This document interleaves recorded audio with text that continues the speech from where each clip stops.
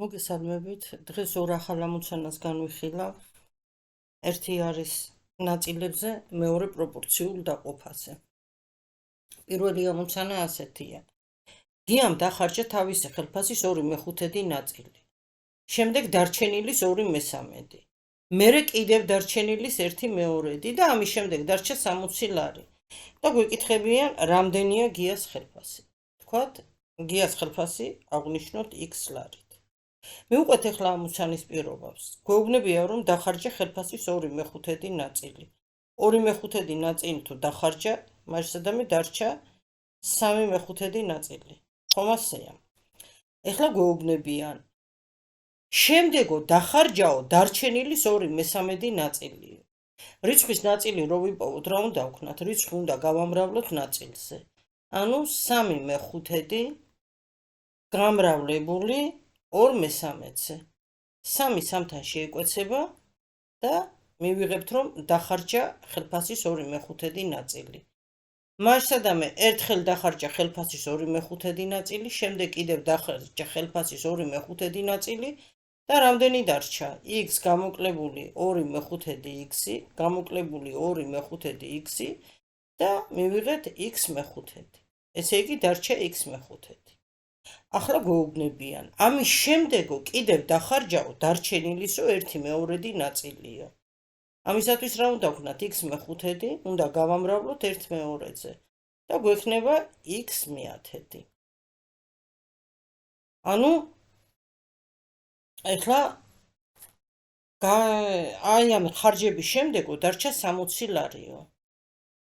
ანუ რა ხდება?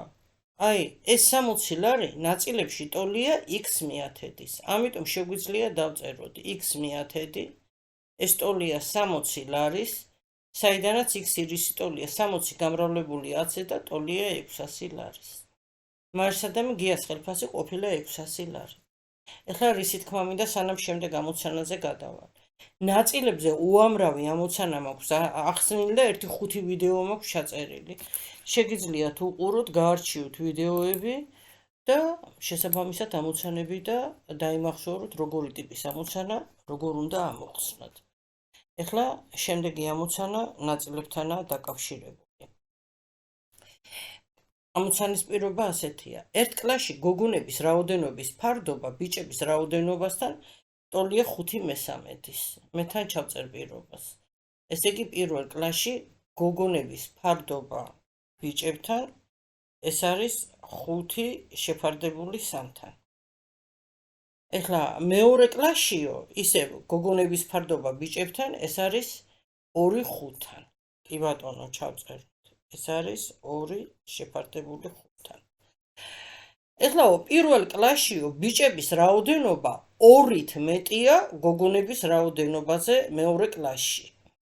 და გვეკითხებია, რამდენით მეტია პირველ კლასში გოგონების რაოდენობა ბიჭების რაოდენობაზე, თუ ორივე კლასში ერთად 67 მოსწავლეა.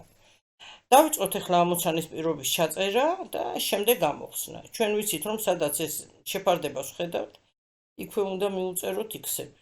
ესეც პროპორციები და პროპორციული დაყოფა და ყველაფერი საკმაოდ მრავალრიცხოვანი ამოცანებით ახსნილი მაქვს ვიდეოებში და შეგიძლიათ ნახოთ. აქ უკვე მეორე უცნობი შემოვიტანოთ y.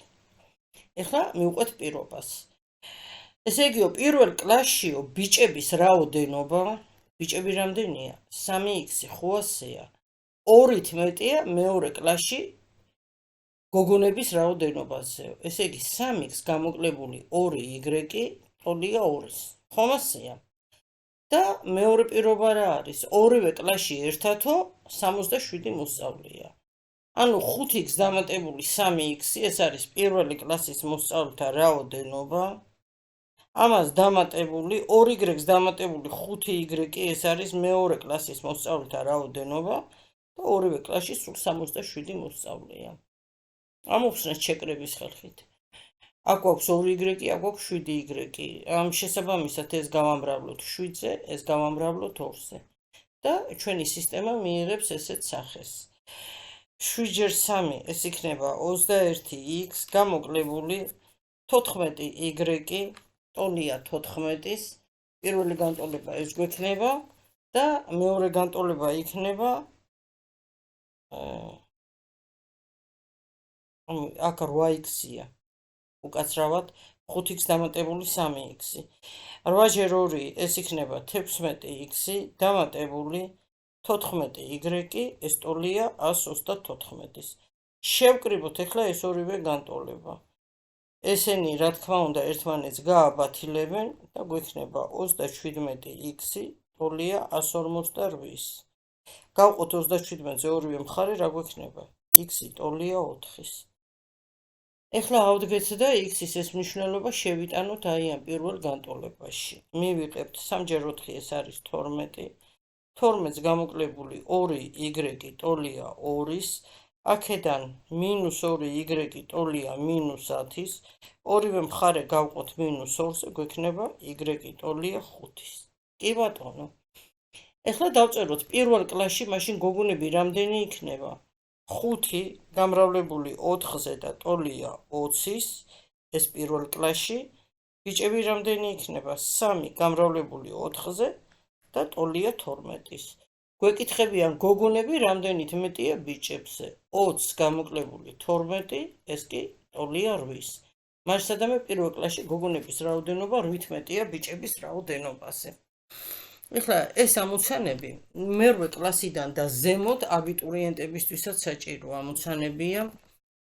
ტესტურ ამოცანებს მიეკუთვნება აბიტურიენტებისთვის.